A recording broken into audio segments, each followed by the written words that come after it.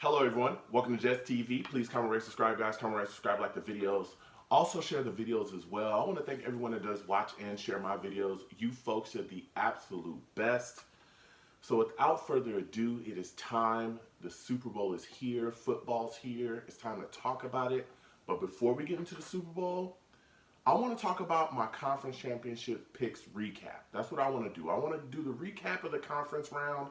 Let's talk about that first, and then we'll get into the Super Bowl and talk about the football that we have coming up. So let's go ahead and get right into it. First game I want to cover for my conference round recap, Rams at Saints.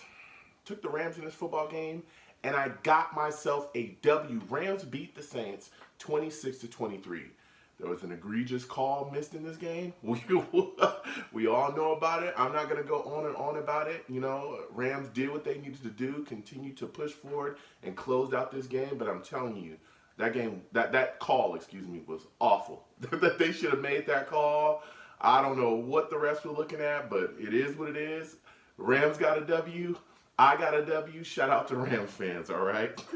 Next game I covered from the conference round, Patriots at Chiefs. Man, took the Chiefs in this football game, and I got myself a loss. Patriots beat the Chiefs 37-31. Man, at the end of the day, Chiefs put up a very valiant fight. They tried to do their thing, but overtime rules, they might look at it, make a change there, but the Chiefs defense just couldn't get a stop, man. Couldn't get a stop, you know? The thing that we all kind of talked about with this team that was phenomenal offensively, we all worried about their defense throughout the season. We saw their defense get burned left and right, and that's what really bit them in the butt this time around as well. So shout out to Patriots fans. You guys got yourselves a W. I took the Chiefs, and I got myself an L. So it is what it is. With all that said, it's time to move forward, man. Because the championship round, that is done. Okay? That is said and done. That is in the past. That is conference round. That is finished. All right? It's time to move on and talk about the Super Bowl now. Here's the big game, the big dance. This is what every player plays for. You know, everyone hopes and wishes that they can win one of these things in their lifetime, and it's here right now in front of us. So let's go ahead and get into my Super Bowl pick, all right? Man, Super Bowl, Patriots at Rams. Listen. This is going to be quite a game, man. I'm going to start with the Rams side of the football first. I got just a couple questions for them. All right. My first question is, Jared Goff. Is he ready for this moment? This is a big moment, man. This is a really big moment. And a lot of players get here, you know, they play to get here, and then when they finally get here, they get super nervous, get spooked, and the game just gets away from them. Jared Goff, throughout this year, there have been times where we were like, whoa, this kid is amazing. You know, Sean McVay has really turned him around. He looks totally different than he did his first year. You know, he just looks like a totally different quarterback. This guy we all considered a bust. He's not a bust. He looks just phenomenal. He's going to be one of the better quarterbacks in the league.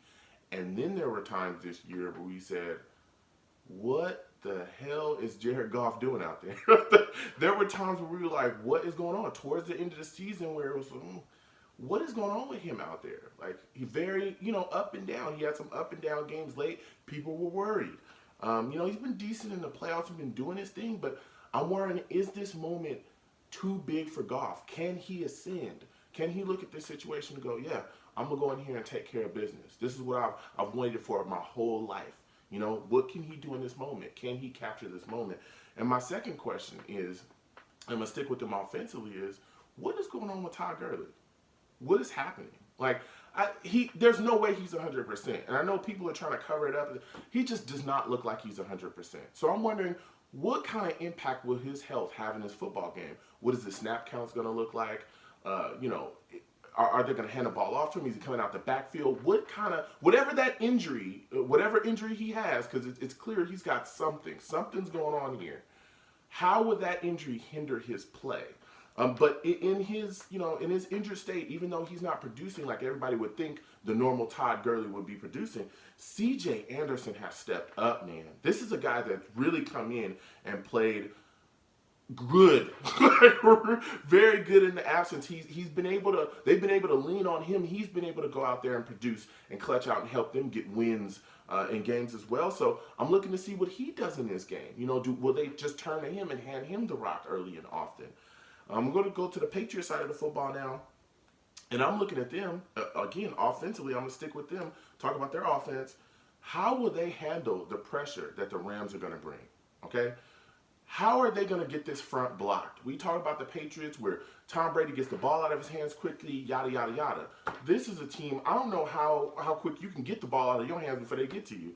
I mean, they got Fowler, they got Sue, they got Aaron Donald, they got Brockers. I mean, they're gonna bring guys. and Tom Brady is going to get banged around, and I'm wondering, how can they protect Tom with so many very solid pass rushers, so many guys that can push the pocket, get in your face? I mean, I'd imagine that Tom is definitely going to have to move around a whole hell of a lot in this game, avoid a lot of guys. He's going to have to use his feet a little bit, to kind of get away from pressure. We all know, he's not a runner. He's no Deshaun Watson or something like that. If you ask Tom Brady to do that, you're going to be in some trouble. But I'm just wondering how they're going to keep him comfortable in that pocket. And I'm also looking at the situation where I'm saying to myself, is Belichick ready for McVay, man? McVay's a great offensive mind. I'm looking to see what kind of games Belichick is going to play with him. Belichick's one of the greatest coaches of all time. He's great at making adjustments. He's great at, motivating his football teams. He's great at finding out, what you do well and taking it away. And I'm wondering how he's going to attack Sean McVay.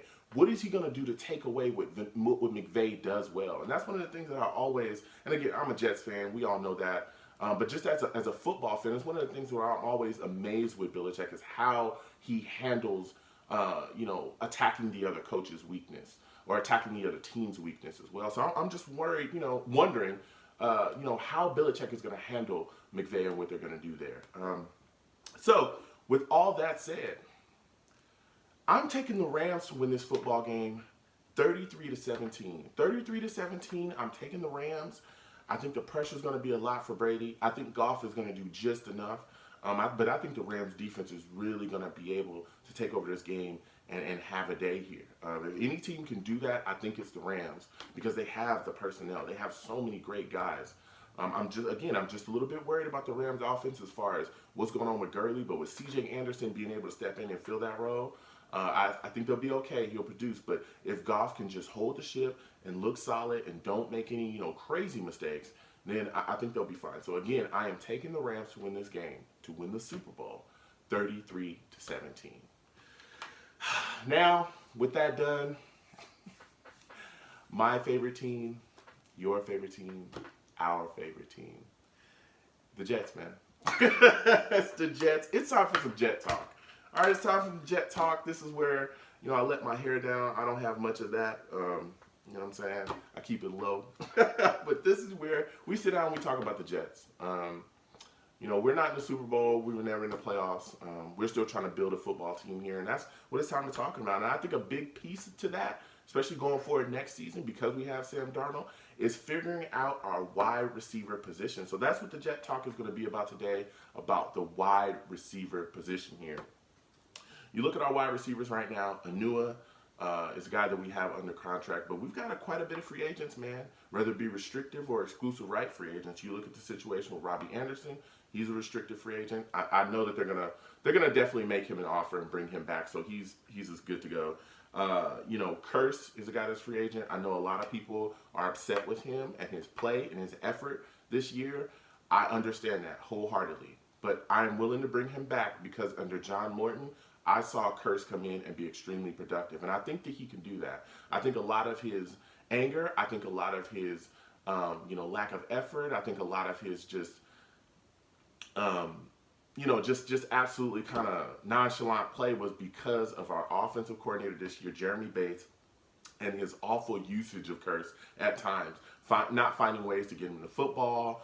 Just having him look crazy out there. I just thought the offense was so out of whack this year, and it looked so bad. And I think Curse just kind of dialed it in at times. Just didn't really care. Just mailed it in and just said, hey, whatever is whatever. So you look at Roberts, Andre Roberts. he should be brought back. This is a guy that should definitely get a deal and come back here. I'm looking to see them probably give him a 2-year deal, something that doesn't break the bank, but he doesn't really give us a lot as far as from the wide receiver position offensively. You know, we could put him in sets, he can run some solid routes, but he's not like, you know, a guy that you can count on to be your number one or number two or nothing like that. But as a returner, as a special teamer, this guy has done worlds of good for us. This is one of our best returners we've had in years. And I mean, you look at the numbers, you know, I think he's on an all-pro team this year. Like, seriously, this guy needs to be brought back, point blank, period. You know, we found a guy that has definitely kind of reinvigorated his stuff and what he's doing in his career here, so we need to bring him back. You look at Deontay Burnett. This is a guy that's exclusive rights free agent. So, you know, we can make a deal with him before he could talk to anyone else. This is a young kid we need to bring back. We talk about this football team, the first thing we talk about is, hey, we need young players that we can build and move forward with. We're still technically in a rebuild. Like, we're still trying to figure things out here. Guess what? This is a guy that when used, because Bates had issues with him and his usage in his offense as well. When used, Deontay Burnett looked very solid out there. I'm not saying that he's a number one. I'm not saying that he's a number two. I don't know if he'll ever be that in his career, but I think he could be one hell of a solid slot wide receiver. And when they put him in those positions, man, he came out and had days. I remember one game, where he had like 66 yards and a couple catches. He looked phenomenal, and it was one of his first games. And he looked good out there. He's also got a connection with Darnold. They played together at SC. Like, I'm telling you, the dots are lining up, and we need to make sure that we bring this kid back and keep him here for at least 3 to 4 years. I think that if we can develop this young guy, he could possibly be a solid number two in this league. Again, I think, you know, that's a little down the road for him. We'll see how he matures and grows. But again, slot wide receiver, at the least he could be solid, and I think, you know, he can definitely be a solid number two for us, you know, depending on his growth. But the thing I think that hinders us the most when you look at us offensively is that we don't have a number one wide receiver. We don't have a guy that you can look to and say, hey, this is the guy that we're going to go to and get open. Quincy's a phenomenal guy, but he's been hurt quite a bit, and then he's just not a number one. So when you look at this situation, you look at the market, you got guys out there like Tyrell Williams, he's not a number one. Devin Funchess, he's not a number one. Humphreys from the Bucks, he's not a number one. Deshaun Jackson is supposed to be released as well from the Bucks. There's rumors out there that he's talked about he doesn't want to play there either. I understand that. Deshaun Jackson at this point in his career is not a number one. So we have to look at how can we get a guy here, and I think we have to attack that through a trade. We have to make a trade with somebody, and the names that are out there. AJ Green. I know a lot of fans, a lot of Jets fans are screaming, hey, let's go after this guy. I like AJ, solid wide receiver, but you have to worry about the injuries with him, man. He's coming off an injury as well. What kind of compensation are you giving up for him? I know that a lot of people are throwing around 3rd round pick, 4th round pick. I don't know exactly what would get him. I would guess it would be around there. But I don't know if you want to give up, you know, that compensation for a guy that's been often injured, even though, you know, he could come here and possibly be productive. We don't know. You look at guys like Antonio Brown with the Steelers. I mean, all that's going on over there with his situation, man, there's, I mean, a lot of issues. I'll just leave it at that. A lot of issues. You know, do you want to bring a guy like that here? Especially, you know, fans are talking about Le'Veon Bell, uniting them both here. Antonio Brown is a phenomenal wide receiver. You know, a lot of people argue he's the best in the league, whatever. He's definitely, you know, up there, point blank, period. So when you look at his situation, you're wondering, hey, this is a guy that's a little bit, you know, he's older in his career, and he's in his 30s now. He's definitely going to be paid a whole heck of a lot of money next year because he's a little bit later in his deal. And then you're wondering, okay, you bring him here, can he meld with the locker room? Because he, you know, he's a big personality. He's a guy that definitely thinks highly of himself, his play, and what he can do out there on the field, and he has no issues of voicing that as well. Now, I'm not saying that he's you know, he's going to blow up your locker room or anything like that, but I'm just saying he's definitely going to come here and have, you know, hey, I'm Antonio Brown, because he's done things with the Steelers. They've won there. And then you also look at the next guy, which, again, this is rumor, speculation. His name's being thrown out there quite a bit by a couple writers, and it's Mike Evans. You know, would Tampa Bay be interested in dealing him?